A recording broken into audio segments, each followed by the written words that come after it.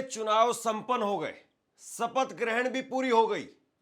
लेकिन अगर आपको यह लग रहा है बिहार में ऑल इज वेल और एनडीए उसकी पूरी तरह से मुट्ठी बंद है, यानी पूरी ताकत है, अब ये पूरे 5 पांडव मिलकर के चुनाव लड़ रहे थे, ये कहा गया 5 दल है, उनको 5 पांडवों का नाम दिया गया और अब नीतीश कुमार को सीएम बना करके नरेंद्र मोदी ना जाने क्या मैसेज देना चाह रहे हैं। लेकिन इस बीच में 2 बातों को लेकर के घमासान मचा हुआ है और पहली बात यह है कि नीतीश कुमार वो नरेंद्र मोदी के पैर पकड़ते हुए नजर आए। ये कल की तस्वीर है और ये तस्वीर टीवी पर नहीं चली, जो तस्वीर मैं आपको दिखाने वाला हूं। और दूसरी बड़ी बात, एनडीए के अंदर परिवारवाद को लेकर के ऐसा घमासान मचा हुआ है कि आप मत पूछिए। सबसे पहले सबसे बड़ी तस्वीर से शुरुआत करते हैं। जरा ये तस्वीर आप देखिए। इस तस्वीर को क्या आप वाकई सामान्य तस्वीर मानेंगे? जिस तरीके से नरेंद्र मोदी के पांव पड़ते हुए नीतीश कुमार नजर आ रहे हैं, इसको लेकर के आप क्या कहेंगे? क्या वाकई नीतीश कुमार वो नरेंद्र मोदी के एहसानमंद है कि उन्होंने उनको फिर से सीएम बना दिया? ज्यादा सीटों पर बीजेपी जीती थी, 89 सीटों पर नीतीश कुमार 85 सीटों पर जीते थे, इसलिए वो एहसान के तौर पर पैर पकड़ रहे हैं? या फिर वही स्वास्थ्य वाला मामला है? स्वास्थ्य वाला मामला है कि नीतीश कुमार को पता नहीं है कि क्या करना है क्या नहीं करना है और वो कुछ भी कर बैठते हैं? क्या मामला ये है? ना जाने मामला क्या है, लेकिन ये बात तो साफ है कि नीतीश कुमार यहां पर जिस तरीके से पैर पकड़ रहे हैं, सब कुछ तो ठीक नहीं है। सब कुछ ठीक तो नहीं है, यह साफ तौर पर नजर आ रहा है। और नीतीश कुमार ने जैसे ही पैर पकड़े नरेंद्र मोदी के, ये तस्वीरें वायरल हो गई और इन तस्वीरों पर टीवी में कोई चर्चा नहीं हो रही है कि आखिरकार नरेंद्र मोदी के पैर क्यों पकड़ने पड़ रहे हैं। और नरेंद्र मोदी की और नीतीश कुमार की अगर आप उम्र देखें, तकरीबन एक जैसी उम्र है। दोनों की इतनी ही उम्र है। नरेंद्र मोदी 75 पार किए हैं और नीतीश कुमार वो 74 पार कर चुके हैं और साल भर का अंतर कोई अंतर नहीं होता है। और वैसे भी नीतीश कुमार अगर सीनियरिटी के हिसाब से देखें तो नरेंद्र मोदी से ज्यादा लंबे वक्त तक राजनीति के अंदर है और ज्यादा लंबे वक्त तक मुख्यमंत्री भी रहे हैं। वो प्रधानमंत्री बन गए बाद में, तो कई सारी बातें हैं। लेकिन इस बीच में जरा एक तस्वीर और देख लीजिए। जरा ये तस्वीर देखिए। ये जींस पहने हुए नौजवान जो आपको दिखाई दे रहा है, ये बिहार के अंदर मंत्री बन गया है। अब आप कहेंगे कि अच्छी बात है, किसी ऐसे नौजवान को मंत्री बनाया है जो पहले से जिसकी कोई पहचान नहीं है, नया चेहरा लेकर के आए हैं और नई ऊर्जा के साथ में काम करेगा और बिहार को नई रास्ते पर लेकर के जाएगा। लेकिन ये चेहरा नया नहीं है। ये चेहरा ऐसा है जो ना कि सांसद है, ना ही विधायक है, ना ही एमएलसी है, लेकिन मंत्री है। क्योंकि इसके पापा सांसद है, क्योंकि इसके पापा वो एनडीए के नेता है। उपेंद्र कुशवाहा के बेटे हैं ये, दीपक प्रकाश नाम है इनका, और इनको मंत्री बनाया गया। और जब इनसे पूछा गया कि साहब आपको मंत्री क्यों बनाया गया, तो इन्होंने कहा कि पापा से पूछ लो, पापा बताएंगे। पापा से पूछ लो, पापा बताएंगे। अब यहां तो एक तो मीडिया के ही पापा बने हुए थे, अब यहां पर जवाब जो है वो भी पापा देंगे, ये कह रहे हैं। और जरा एक तस्वीर और देखिए आप। ये तस्वीर देखिए जिसमें ये साहब साइन करने के लिए जा रहे हैं और पीछे तस्वीरों में आपको नरेंद्र मोदी साहब नजर आएंगे।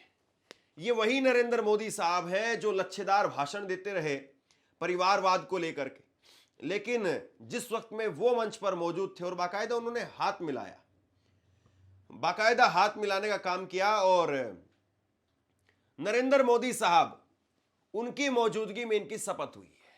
तो नरेंद्र मोदी वंशवाद को लेकर के क्या कुछ कहते रहे। अगर एक नाम होता तो समझ में आता कि चलिए ठीक है, एक नाम है, इतना हंगामा क्यों।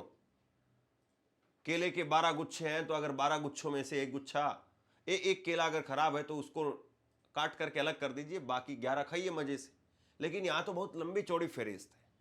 कुल मिलाकर के 26 मंत्रियों ने शपथ ली है, लेकिन 26 में से कितने परिवारवादी हैं, जरा एक एक करके आप अपनी स्क्रीन पर देख लीजिए। सबसे पहले पूर्व मुख्यमंत्री और गया से सांसद और वर्तमान में केंद्रीय सरकार में जीतन राम मांझी, उनके बेटे हैं और वर्तमान में विधायक ज्योति मांझी का दामाद और वर्तमान विधायक दीपा मांझी के पति संतोष सुमन मांझी। फिर से सुन लीजिए, पूर्व मुख्यमंत्री, गया से सांसद, वर्तमान केंद्रीय मंत्री जीतन राम मांझी के पुत्र, वर्तमान विधायक ज्योति मांझी का दामाद और वर्तमान विधायक दीपा मांझी का पति संतोष सुमन मांझी। मुझे लगता है कि ये जो है वो कभी ऐसा भी हो सकता है कि यूपीएससी के प्रश्न पत्र में सवाल आ जाए कि बताइए जरा परिवारवाद किसे कहते हैं। इसे परिवारवाद कहेंगे या नहीं कहेंगे? पूर्व मुख्यमंत्री के बेटे, गया से सांसद, मोदी सरकार में मंत्री, फिर उनकी सास वो भी विधायक है और अब इनको मंत्री बनाया गया है। दूसरा, पूर्व मंत्री शकुनी चौधरी और पूर्व विधायक स्वर्गीय श्रीमती पार्वती देवी का उप मुख्यमंत्री बेटा सम्राट चौधरी। तीसरे पर पूर्व केंद्रीय मंत्री, वर्तमान राज्यसभा सांसद उपेंद्र कुशवाहा और वर्तमान विधायक स्नेहलता का पुत्र दीपक प्रकाश, जिसका अभी हम जिक्र कर रहे थे। चौथा, पूर्व केंद्रीय मंत्री दिग्विजय सिंह और पूर्व सांसद पुतुल कुमारी की पुत्री श्रेयश्री सिंह और पूर्व केंद्रीय मंत्री कैबिनेट जय नारायण निषाद की पुत्रवधू और पूर्व सांसद और अजय निषाद की पत्नी रमा निषाद। पूर्व विधायक जगदीश प्रसाद के पुत्र विजय चौधरी। पूर्व मंत्री महावीर चौधरी के पुत्र समस्तीपुर की वर्तमान सांसद सांवी चौधरी के पिता अशोक चौधरी। पूर्व विधायक नवीन कुमार सिन्हा का पुत्र नितिन नवीन। पूर्व मंत्री चंद्रिका राम का पुत्र और पूर्व विधायक अनिल कुमार का भाई सुनील कुमार। समता पार्टी के पूर्व जिला अध्यक्ष स्वर्गीय भूटन सिंह की पत्नी लेसी सिंह। तो इन सब ने ईश्वर को साक्षी मानते हुए शपथ ली है कि वो परिवारवाद के घोर विरोधी प्रधानमंत्री नरेंद्र मोदी और नीतीश कुमार जी के विशेष स्नेह और आशीर्वाद से बिहार की राजनीति से परिवारवाद को समाप्त करके एक नए बिहार का निर्माण करेंगे। ये इन्होंने शपथ ली है। आपसे कुछ कहना चाहता हूं। आज के वक्त में पत्रकारिता करना कितना मुश्किल काम है, लेकिन अगर ऐसे में भी कोई आपकी खबर दिखा रहा है, कोई आपके मुद्दे पर बात कर रहा है, तो आपको भी उसका साथ देना चाहिए। अगर आपको लगता है कि मेरी पत्रकारिता सही है, मैं आपके लिए आपकी खबर वो दिखा रहा हूं, तो ऐसे में आप मेरा सहयोग कीजिए। आप इस वीडियो को जब लाइक करेंगे तो लाइक के साथ में ही एक थैंक्स का बटन आपको दिखाई देगा। उस थैंक्स के बटन पर आप क्लिक कीजिए और जो भी सहयोग राशि दे सकते हैं वो दीजिए। दूसरा, आप चैनल को ज्वाइन कर सकते हैं और चैनल को ज्वाइन करके भी मुझे मदद कर सकते हैं। अभी मजाक की बात नहीं है और वैसे इन लोगों की सेहत पर कोई बहुत बड़ा असर पड़ने वाला नहीं है। हम लोग यहां पर बात कर रहे हैं, मेन स्ट्रीम मीडिया भी अगर बात कर भी लेती तब भी ऐसा नहीं था कि इसमें से एक भी आदमी का इस्तीफा हो जाता। मजाल की एक भी आदमी को खरोंच तक आ जाए। चित्रा त्रिपाठी, उन्होंने बैठ करके इंटरव्यू किया उपेंद्र कुशवाहा का और उनसे पूछा कि आपने अपने बेटे, जो कि एमएलसी भी नहीं है, विधायक भी नहीं है, सांसद भी नहीं है, कभी पब्लिक के बीच में कोई बहुत बड़ी फिगर भी नहीं रहे, उनको आपने मंत्री बना दिया। क्या वजह है इसके पीछे? तो उन्होंने कहा कि कई बार ऐसा होता है कि छोटी पार्टियां हैं हम लोग, और हमारी पार्टी में से कुछ लोगों को लोग तोड़ लेते हैं और ऐसे में पार्टी फिर वहीं पर आकर के खड़ी हो जाती जीरो पर। तो इसलिए भी जो है हमने अपने बेटे को मंत्री बना दिया कि कोई पार्टी तोड़ नहीं पाएगा, कोई मंत्री पद तोड़ नहीं पाएगा। गजब है ये। लेकिन चित्रा त्रिपाठी ये नहीं पूछ पाई कि भैया तोड़ने का डर किससे है? अब तो आपकी क्लियर मेजोरिटी है। तेजस्वी यादव तो तोड़ करके आपको 6 विधायक ले जाकर के आपका कुछ कर नहीं पाएंगे, तो किससे डर है आपको? कौन आपके सांसदों को या मंत्रियों को, नेताओं को, विधायकों को तोड़ना चाहता है? जरा बताइए तो सही, वो डकैत कौन है जो आपकी पार्टी पर, आपके परिवार पर डकैती डालना चाहता है? कौन है ऐसा आदमी? किससे डर है आपको? नेपाल की सरकार तो आएगी नहीं, या नेपाल के प्रधानमंत्री भी नहीं आएंगे, या नेपाल के गृह मंत्री भी नहीं आएंगे सूटकेस और हेलीकॉप्टर लेकर के कि हमें जरूरत है आपकी। तो किससे डर है आपको? जरा बताइए इस बात को। अब प्रधानमंत्री नरेंद्र मोदी का एक भाषण मैं आपको सुनाता हूं। प्रधानमंत्री नरेंद्र मोदी ने मंच पर खड़े होकर के कहा कि बिहार ने दशकों तक परिवारवाद का नुकसान देखा है, परिवारवाद का दंश सहा है। परिवारवाद और राजनीतिक न्याय, ये एक दूसरे के घोर विरोधी हैं। परिवारवाद विशेष रूप से नौजवानों का, प्रतिभा का सबसे बड़ा दुश्मन है। यही बिहार है जिसके पास में भारत रत्न कर्पूरी ठाकुर जी की समृद्ध विरासत है। नीतीश के नेतृत्व में एनडीए सरकार यहां इस विरासत को आगे बढ़ा रही है, लेकिन परिवारवाद उनके यहां पर कितना है, मुझे लगता है कि दो तस्वीरें आपको देख लेनी चाहिए। एक तरफ आप देखिए प्रधानमंत्री नरेंद्र मोदी को, और दूसरी तरफ उनकी ही अभी की सरकार के अंदर कितना परिवारवाद है। बिहार ने दशकों तक परिवारवाद का नुकसान देखा है, परिवारवाद का दंश सहा है। परिवारवाद और सामाजिक न्याय ये एक दूसरे के घोर विरोधी है। परिवारवाद विशेष रूप से नौजवानों का, प्रतिभा का सबसे बड़ा दुश्मन है। यही बिहार है जिसके पास भारत रत्न कर्पूरी ठाकुर जी की एक समृद्ध विरासत है। नीतीश जी के नेतृत्व में एनडीए सरकार यहां इसी विरासत को आगे बढ़ा रही है। वहीं दूसरी तरफ आरजेडी कांग्रेस की घोर परिवारवादी कुरीति है। आरजेडी कांग्रेस के लोग अपने परिवारवाद और भ्रष्टाचार को उचित ठहराने के लिए दलित, वंचित, पिछड़ों को ढाल बनाते हैं। ये सामाजिक न्याय नहीं, बल्कि समाज के साथ विश्वासघात है। ये सामाजिक न्याय न समाज का साथ विश्वासघात है। वरना क्या कारण है कि सिर्फ एक ही परिवार का सशक्तिकरण हुआ और समाज के बाकी परिवार पीछे रह गए। किस तरह यहां एक परिवार के लिए युवाओं को नौकरी के नाम पर उनकी जमीनों पर कब्जा किया गया, ये भी देश ने देखा है। इस परिवारवाद को आप क्या कहेंगे? क्या ये परिवारवाद नहीं है? या फिर ये तो वही हो गया कि ठीक है भैया, हम जो है वो नॉनवेज खाते हैं लेकिन मंगलवार को नहीं खाते हैं। मतलब चिकन, मटन सब कुछ चलता है लेकिन मंगलवार को नहीं चलता है, बाकी सब दिन खाते हैं। हम भगवान को मानने वाले आस्तिक आदमी हैं, मतलब मंगलवार क्या रह गया फिर? जब सब कुछ खा ही रहे हैं तो मंगलवार क्या, उस दिन भी खा लीजिए फिर। यानी परिवारवाद के घोर विरोधी हैं, लेकिन बस अपनी पार्टी में कोई आ जाए तो फिर दिक्कत नहीं होती है। ऐसे ही आपको याद होगा महाराष्ट्र में छाती ठोक ठोक करके कह रहे थे, फिर उसके बाद में अगले 72 घंटे में जिसको नेचुरली करप्ट पार्टी यानी एनसीपी बता रहे थे, छाती ठोक ठोक करके बोल रहे थे, उन्हीं को अपने साथ में ले लिया, उन्हीं के साथ में सरकार बना ली। और अब बिहार के अंदर भी वही हो रहा है।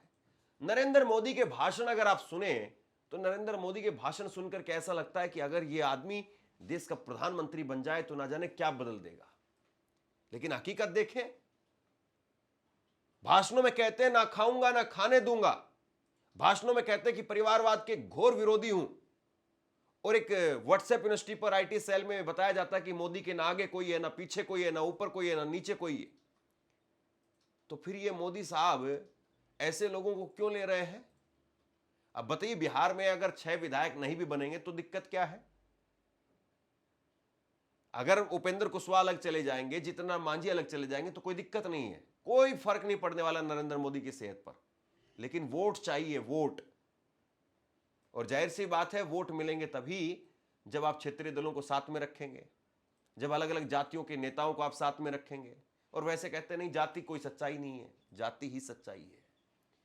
और जाति का वोट खुद को मिलेगा नहीं, इसलिए जातियों का वोट लेने के लिए दूसरे लोगों को रखा हुआ है, उनका वोट मिल जाता है।